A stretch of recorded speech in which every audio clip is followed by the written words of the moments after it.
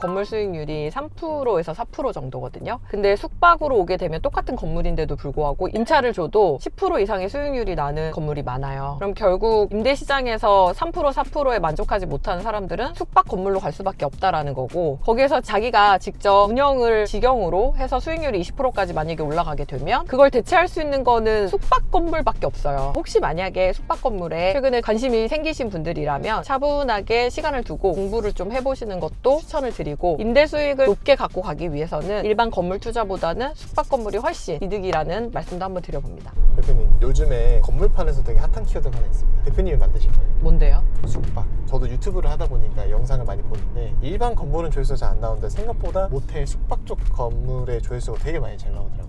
네네. 이거 대표님이 만드신 거 아닌가요? 제가 의도했습니다. 왜냐하면 사실 임대시장에서 건물 수익률이 3%에서 4% 정도거든요. 근데 숙박으로 오게 되면 똑같은 건물인데도 불구하고 임차를 줘도 10% 이상의 수익률이 나는 건물이 많아요. 그럼 결국 임대시장에서 3%, 4%에 만족하지 못하는 사람들은 숙박 건물로 갈 수밖에 없다라는 거고, 거기에서 자기가 직접 운영을 직영으로 해서 수익률이 20%까지 만약에 올라가게 되면 그걸 대체할 수 있는 거는 숙박 건물밖에 없어요. 제가 숙박 업소를 해서 영상을 많이 찍어서 이게 핫해진 게 아니고 저를 되게 원망하시더라고요. 이거 조용하게 나만 쪽쪽 빨던 꿀인데 당신이 영상 찍어서 갑자기 다 가격이 올라가는 것 같아 이렇게 얘기하시는데, 그게 아니라 시장의 흐름상 기본적으로 건물에서 갖게 되는 3%, 4%대 임대 수익률을 사람들이 더 이상 만족하지 않는 것 같고, 더 높은 수익률을 내고 있는 건물이 무엇인가 해서 사람들은 숙박 건물로 답을 찾은 것 같아요. 그래서 최근에 숙박 건물이 좀 이슈가 되면서 많은 분들이 관심을 갖는 것 같습니다. 그러면은 궁금한 게 숙박 건물만 사면은 네. 그 정도 수익률 낼 수 있는 거예요? 아닙니다. 임대를 위한 건물은요, 사면 끝납니다. 그리고 월세를 받으면 되니까요. 계약하고 잔금 치고 그 다음부터 월세를 받으면 되니까 끝나지만, 숙박은 계약을 하고 잔금을 치르면 그때부터 시작이에요. 임차를 주더라도 전체 수리나 컨셉을 어떻게 할지, 변경을 할지, 그대로 임차를 줄지 일단 고민을 해야 되고요. 수익률을 조금 더 높게 갖고 가시고 싶은 분들은 분명히 본인이 사업을 하시길 원할 거예요. 그럴 때 어떤 컨셉을 가지고 어떻게 운영을 해서 어떻게 수익률을 올릴 것인가에 대한 고민이 시작되기 때문에, 숙박 건물 같은 경우는 잔금을 치르면 본격적으로 사업이 시작됩니다. 그래서 임대만 주는 건물과는 완전히 차원이 다르게 접근을 하셔야 되고, 단순히 건물을 사면 어떻게든 되겠지라는 생각으로 접근을 하시면 일반 임대 수익률을 보는 건물보다도 더 리스크가 있으실 수 있어요. 그래서 제가 말씀드리고 싶은 건, 산다고 해서 수익률만 먹을 수 있는 것은 아니다. 어떻게 운영할 건지, 그리고 어떤 컨셉으로 할 건지, 그리고 본인이 직접 운영할 건지, 임차를 줄 건지, 이런 다양한 고민들이 필요한 게 숙박 건물입니다. 한마디로 높은 수익률인 만큼 그만큼 좀 더 고민을 많이 해야 된다는 뜻인 거네요. 맞습니다. 근데 왜 사람들은 숙박 건물만 사면은 수익이 날 수 있다라고 알고 있는 걸까요? 잘 몰라서 그래요. 직영으로 할지 아니면 임차로 갈지, 직영으로 하더라도 운영 대행을 맡길지 아니면 실제로 본인이 하실지, 다 거기에서 전략이 필요해요. 그래서 저는 실제로 제대로 좀 공부하시고 도전하셨으면 좋겠다라는 생각을 하고, 요즘 숙박업이 되게 어렵다 힘들다 하는데도 그 틈새에서도 잘하고 있는 숙박업소들이 있거든요. 이런 거를 많이 보고, 그리고 어떻게 시장이 형성되어 있는지, 트렌드는 어떻게 되는지, 어떤 식으로 운영했을 때 수익률을 올릴 수 있는지에 대한 고민과 그리고 공부가 좀 필요하지, 무턱대고 들어오셨다가는 리스크가 너무 크다, 이런 말씀을 좀 드립니다. 평범한 직장인들이 건물주 되려는 이유가 방바닥에 누워서 폰 보거나 쉬어도 네. 꼬박꼬박 임대 수익이 들어오기 때문에 건물주를 되게 희망하는 거잖아요. 네. 그러면은 그냥 편하게 임차 주면 되지, 왜 굳이 그렇게 좀 고생해가면서 숙박 건물을 하려고 하는 걸까요? 우선은 숙박 건물 투자를 하시기로 결심하시면 우아한 건물주의 삶은 없습니다. 일단은 치열하게 바뀌실 거예요. 그 대신 돈은 버시게 됩니다. 지금 우리나라 중소형 숙박업소에 특히 이제 모텔급 정도 되는, 주변에서 우리가 흔히 볼 수 있는 모텔을 운영하고 있는 분들이 되게 연세가 많은 경우가 많아요. 최근에 많은 플레이어들이 젊고 컨셉을 갖고 계신 분들이 시장에 들어와서 자기만의 스타일로 숙박을 풀어서 운영하는 경우가 최근에 많아요. 그런데도 불구하고 아직도 노후화된 숙박업소를 노후화된 방식으로 고전적으로 운영하신 분들이 많아요. 저는 숙박에 있는 고질적인 문제가 좀 젊은 플레이어들이 들어와서 이것들을 고칠 수 있다고 생각을 하거든요. 그래서 저는 그런 젊은 플레이어가 되고 싶은 생각에 힘들지만 이 시장에 이제 들어와서 지금 하고 있는 거고, 또 한 가지는 건물 투자를 한다라고 봤을 때 단순히 건물 투자의 관점에서 앞에서 말씀드린 것처럼 수익률이 임대 수익보다 훨씬 높다라는 부분에서 저는 숙박 건물 위주로 투자를 하고 있죠. 그런데 제 백그라운드가 에어비앤비잖아요. 만약에 제가 에어비앤비를 하지 않았다면 저는 모텔을 하더라도 카운터에다가 직원을 두고 여러 명의 메이드를 냅두면서 원래 모텔을 운영하는 방식대로 운영을 했을 거예요. 근데 저는 기본적인 백그라운드가 에어비앤비로 숙박을 시작했기 때문에 그거에 맞는 전략을 도입을 해서 되게 획기적으로 고정비를 내렸거든요. 있거든요. 너무나도 많은 광고비를 지출하는 야놀자 여객대를 들어가지 않고 저만의 방식대로 마케팅을 해서 숙소를 판매하는 방식을 통해서 또 한 번 수익률을 올렸어요. 이렇게 다른 방식을 해서 성과를 낼 수 있다는 거를 검증하고 보여드리는 것만으로도 되게 재미가 있고, 그리고 그렇게 해서 실제로 수익률이 올라가는 게 너무 재밌습니다. 그래서 힘들지만 하고 있습니다. 저희가 흔히 알고 있는 모텔 방법으로 수익률 10% 내는 게 아니었어요. 흔히 하는 방법으로도 10% 수익률이 나는 좋은 모텔도 있고, 흔히 하는 방법으로는 수익률이 안 나는 모텔들도 있어요. 그래서 이런 전략들을 좀 봐가면서 해야 될 것 같습니다. 혹시 만약에 숙박 건물에 최근에 관심이 생기신 분들이라면 차분하게 시간을 두고 공부를 좀 해보시는 것도 추천을 드리고, 임대 수익을 높게 갖고 가기 위해서는 일반 건물 투자보다는 숙박 건물이 훨씬 이득이라는 말씀도 한번 드려봅니다. 그러면은 제가 임대 수익 높이기 위해서 숙박업 시작하고 싶어요. 공부를 해야 된다고 하셨잖아요. 어떤 공부해야 되는 거예요? 당근 자판기한테 오시면 됩니다. 당근 자판기 영상 보시고 앞으로는 숙박과 관련된 퀄리티 있는 영상을 좀 찍어보려고 해요. 그래서 여러분들한테 많은 정보를 또 공유해드리도록 하겠습니다. 궁금하신 거 댓글 남겨주시면 제가 영상으로 또 찍어서 공유해드리도록 하겠습니다. 감사합니다.